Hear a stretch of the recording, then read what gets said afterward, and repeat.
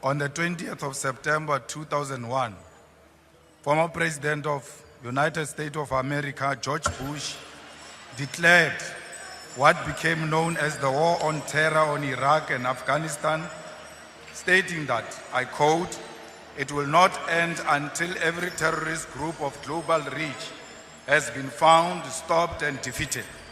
What followed was a massive disinformation campaign to justify the 2003 invasion of Iraq and Afghanistan under the pretext of locating and destroying weapons of mass destruction. Decades later, no such weapons were ever found. This invasion was about minerals and oil reserves, not weapons of mass destruction. Iraq and Afghanistan have never recovered. Cuba, Libya, Venezuela, and Chile are examples of nations that have suffered from US interventions because of their socialist policies, justified by false intelligence to advance imperialism. Cuba has endured decades of sanctions for nationalization of strategic sectors of the economy, supporting African liberation and socialism, while Libya was destroyed because Gaddafi rejected US dominance.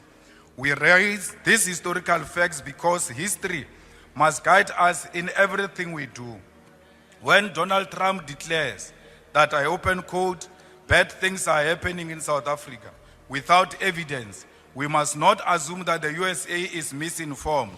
Instead, we must question the real intention behind such statement. After Trump's remarks, the US froze foreign aid globally under the pretext of assessing alignment with the policy outlook. For South Africa, this meant PEPFAR funding of HIV/AIDS response was under threat. On 26 February 2025, the freeze became permanent, terminating funding indefinitely.